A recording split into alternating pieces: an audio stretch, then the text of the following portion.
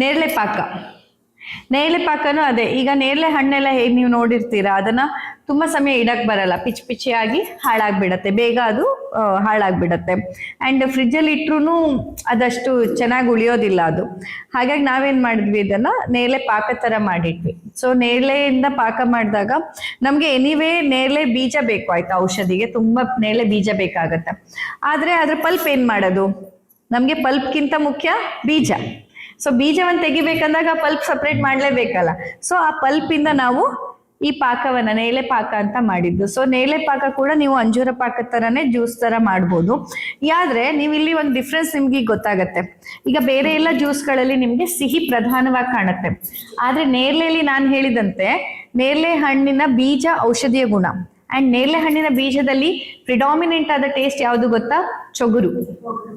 ನೀವು ಹಣ್ಣನ್ನು ಯಾವಾಗ್ಲಾದ್ರೂ ಡೈರೆಕ್ಟ್ ಕಿತ್ ನೋಡಿದೀರಾ, ಒಂಚೂರು ಒಗುರು ಇರುತ್ತೆ ಬಾಯಲ್ಲಿ. ಇದನ್ನ ಕಷಾಯ ರಸ ಅಂತ ಹೇಳ್ತಾರೆ ಆಯುರ್ವೇದದಲ್ಲಿ. ಸೊ ನಿಮಗೆ ಹೊರಗಡೆ ಯಾವುದೇ ಫ್ರೂಟ್ ಜಾಮ್ ತಗೊಳ್ಳಿ, ಅದರಲ್ಲಿ ಒಗರು ಟೇಸ್ಟ್ ಇರೋ ಫ್ರೂಟ್ ಜಾಮ್ ಸಿಗೋದಿಲ್ಲ. ಅಂಡ್ ಒಗರು ರುಚಿ ನಿಮ್ಮ ಡೈಜೆಷನ್ಗೆ ತುಂಬಾ ಒಳ್ಳೇದು. ಬ್ಲೋಟಿಂಗ್ ಇಶ್ಯೂಸ್, ನೀರು ಬೇಕಲ್ಲ, ಇದೆ ನೀರು. ಬ್ಲೋಟಿಂಗ್ ಇಶ್ಯೂಸ್ ಅನ್ನ ಕಮ್ಮಿ ಮಾಡೋದ್ರಲ್ಲಿ ಕೂಡ ಈ ಒಗರು ಟೇಸ್ಟ್ ತುಂಬಾ ಹೆಲ್ಪ್ ಆಗುತ್ತೆ. ನಿಮ್ಮ ಡೈಜೆಷನ್ಗೆ ಸಂಬಂಧಪಟ್ಟಂತ ಸಮಸ್ಯೆ ಸರಿ ಮಾಡೋದಕ್ಕೂ ಇದು ಹೆಲ್ಪ್ ಆಗುತ್ತೆ. ಜೊತೆಗೆ ಸೀಸನಲ್ಲಿ ಫ್ರೂಟ್ ಒಂದು ಜ್ಯೂಸ್ ತರನು ಇದನ್ನ ನೀವು ತಗೋಬಹುದು. ಹೀಗಾಗಿ ನಾವಿಲ್ಲಿ ನೇರಳೆ ಜಾಮನ್ನ ಮಾಡಿದ್ವಿ.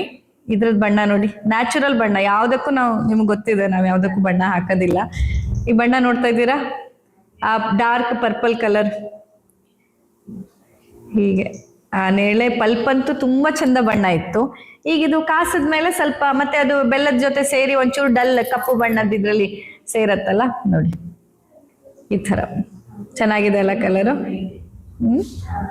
ಲೈಟ್ ಆಗ್ತಾ ಇದ್ದಾಗ ಗೊತ್ತಾಗತ್ತೆ. ಸೊ ಇದು ನೇರಳೆ ಪಾಕ. ಇದು ಕೂಡ ಅಷ್ಟೇ ಸಿಂಪಲ್ ಆಗಿ ಹೆಂಗ್ ಮಾಡೋದು, ನೀರ್ ಹಾಕೋದು, ಆ ನೀರಿಗೆ ಏನ್ ಹಾಕೋದು, ಅದೇನೋ ಒಂದು ಹಾಡಿತ್ತಲ್ಲ, ಒಂದು ಮಗ್ಗಲಿ ಹಾಲು ಮತ್ತೊಂದರಲ್ಲಿ ಏನೋ ಹಾಡ್ದಂಗೆ, ಹಿಂಗೆ ಒಂದ್ ಲೋಟದಲ್ಲಿ ನೀರ್ ತಗೊಳ್ಳಿ, ಮತ್ತೊಂದರಲ್ಲಿ ಒಂದ್ ಸ್ಪೂನಲ್ಲಿ ನೇರಳೆ ಪಾಕ ತಗೊಳ್ಳಿ, ನಿಧಾನಕ್ಕೆ ಹಾಕ್ತಾ ಅದ್ರ ಬಣ್ಣ ನೋಡಿ ಹಿಂಗಾಗ್ತದೆ ಅಂತ ಅಲ್ವಾ. ಇದು ಜೀರ್ಣಕ್ರಿಯೆಗೆ ಸಂಬಂಧಪಟ್ಟಂತೆ ಮತ್ತೆ ನಿಮ್ಮ ಇಮ್ಯುನಿಟಿ, ಎಸ್ಪೆಷಲಿ ಇದು ಚೊಗರು ಟೇಸ್ಟ್ ಇರೋದ್ರಿಂದ ಮಕ್ಕಳು ಅಷ್ಟು ಇಷ್ಟ ಪಡದೇ ಇರಬಹುದು, ಯಾಕಂದ್ರೆ ಸಿಹಿನೂ ಇರತ್ತೆ, ಬಟ್ ತಿಂದಾದ್ಮೇಲೆ ಆ ಒಗರು ಟೇಸ್ಟ್ ಬಾಯಿಗೆ ಫೀಲ್ ಆಗುತ್ತೆ. ಮಕ್ಕಳು ಅಷ್ಟು ಇಷ್ಟ ಪಡ್ತಾರೋ ಇಲ್ಲೋ ನಂಗೆ ಗೊತ್ತಿಲ್ಲ, ಬಟ್ ಅವ್ರ ದೇಹ ಅಂತೂ ತುಂಬಾ ಇಷ್ಟಪಡುತ್ತೆ, ಇಮ್ಯುನಿಟಿ ಚೆನ್ನಾಗಿ ಬಿಲ್ಡಪ್ ಆಗುತ್ತೆ ನೋಡಿ. ಈ ತರ ಚೆನ್ನಾಗಿದೆ ಅಲ್ಲ. ಸೊ ಇದನ್ನ ಹಾಕೋದು, ಮತ್ತದೇ ಸೇಮ್ ಪ್ರೊಸೀಜರ್.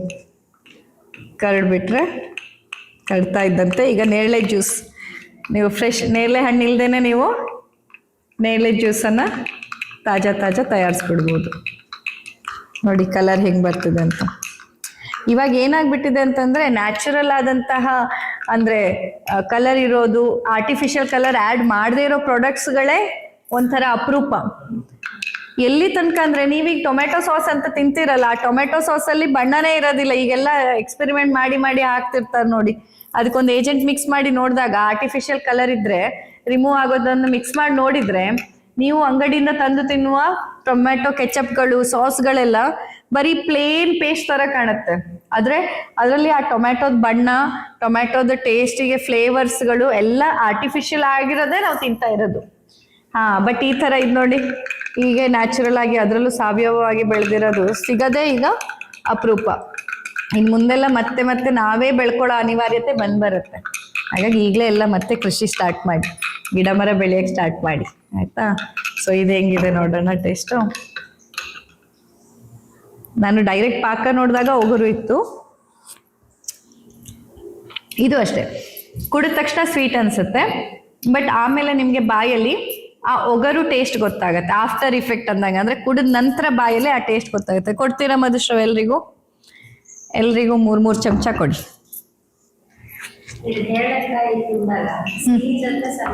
ಒಗರು ಇರತ್ತಲ್ಲ ಒಂಥರ, ಅದು ಒಗರು ಟೇಸ್ಟ್ ಏನಿರುತ್ತೆ, ನೇರಳೆ ಕಾಯಿ ಹಣ್ಣನ್ನು ಕೊಯ್ದು ತಿಂದ ತಕ್ಷಣ ಒಂಚೂರು ಒಗರು ಟೇಸ್ಟ್ ಇರುತ್ತಲ್ಲ, ಅದೇ ನಿಮ್ಗೆ ಈ ನೇರಳೆ ಪಾಕದಲ್ಲೂ ಸಿಗತ್ತೆ. ಸೊ ಕಂಪ್ಲೀಟ್ ಸಿಹಿ ಇರೋದಿಲ್ಲ. ಎಷ್ಟೊಂದು ಜನ ಗೊತ್ತಿಲ್ದಿರೋ ಕಂಪ್ಲೇಂಟು ಮಾಡ್ಬೋದು, ಏನಿದು ಒಗರು ಇದೆ ನಿಮ್ದು ನೇರಳೆ ಪಾಕ ಅಂತ. ಬಟ್ ಅದು ಅದರ ಮೆಡಿಸಿನಲ್ ವ್ಯಾಲ್ಯೂ ಇರೋದ್ರಿಂದ ಹಾಗಿರೋದು. ಹೇಗಿದೆ? ಚೆನ್ನಾಗಿದ್ಯಾ? ಕುಡಿಬಹುದಾ? ಮಕ್ಳಿಗೆ ಇಷ್ಟ ಆಗ್ತದ? ನೋಡಿ ಮಕ್ಕಳೇ ಥಮ್ಸಪ್ ಕೊಟ್ಬಿಟ್ರು. ಇವಾಗ ನಿಮ್ಮ ಮಗಳೇನ್ ಕೊಡ್ತಾಳೆ ನೋಡೋಣ. ಪುಟ್ಟ ಬೀಳ್ತಿದೆ, ಕುಡ್ಕೋ. ಸೇರ್ತಾ? ಪಾಸಾ? ಹಾಗಿದ್ರೆ ನಾವು ಪಾಸ್. ಈಗ ಇಲ್ಲಿರೋ ಮಕ್ಕಳೆಲ್ಲ ಮೆಜಾರಿಟಿ ಎಲ್ರು ಪಾಸ್ ಅಂತ ಹೇಳ್ಬಿಟ್ರೆ ನಾವು ಪಾಸ್. ಹೆಂಗಿದೆ? ಅನ್ಸಲ್ವಾ ಒಗರು? ಓಕೆ ಸರಿ.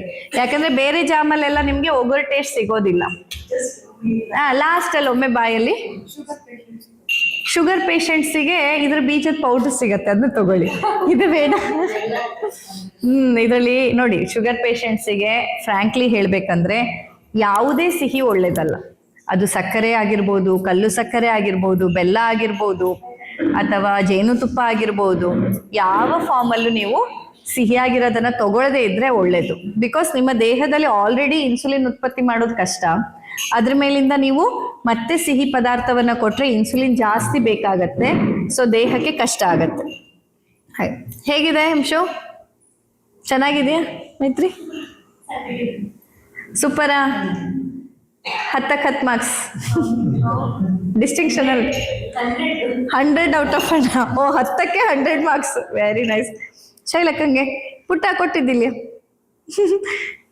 ಬಿಟ್ಟೋತಾ? ತೊಂದ್ರೆ ಇಲ್ಲ, ಈಗ ಕೊಡು. ಹಾಗೆ. ಸೊ ಈ ತರ ನೇರಳೆ ಪಾಕವನ್ನ ಅದಕ್ಕೋಸ್ಕರ ಡಿಸೈಡ್ ಮಾಡಿದ್ರು. ನೀವು ಕುಡಿದು ನೋಡಿದ್ರಿ? ಹಾಗೆ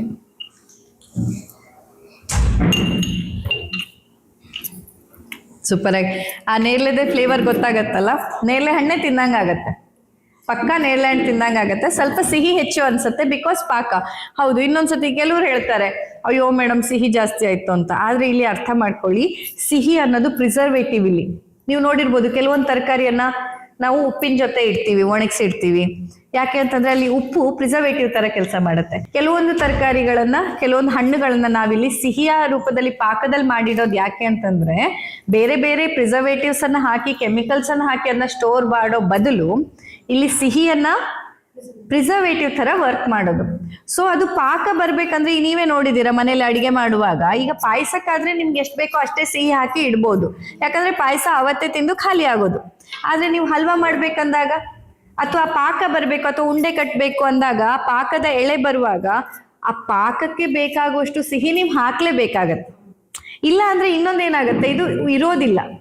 ಈಗ ನಾನು ಇಲ್ಲಿಂದ ರೆಡಿ ಮಾಡಿ ನಿಮ್ಗೆ ಪಾರ್ಸಲ್ ಕಳಿಸೋ ಅಷ್ಟರಲ್ಲಿ ಇದು ಹಾಳಾಗ್ಬಿಡತ್ತೆ. ಹಾಗಾಗಿ ಬೇಸಿಕ್ ಅಷ್ಟು ಸಿಹಿ ಹಾಕ್ಲೇಬೇಕು. ಹಾಗೆ ಸಿಹಿನೇ ಬೇಡ ಆದ್ರೆ ಹಣ್ಣು ಪಾಕ ಜಾಮ್ ಬೇಕನ್ನೋರು ಏನ್ ಮಾಡ್ಬೇಕು, ಹಣ್ಣನ್ನೇ ಫ್ರೆಶ್ ಆಗಿ ತಿನ್ಬೇಕು.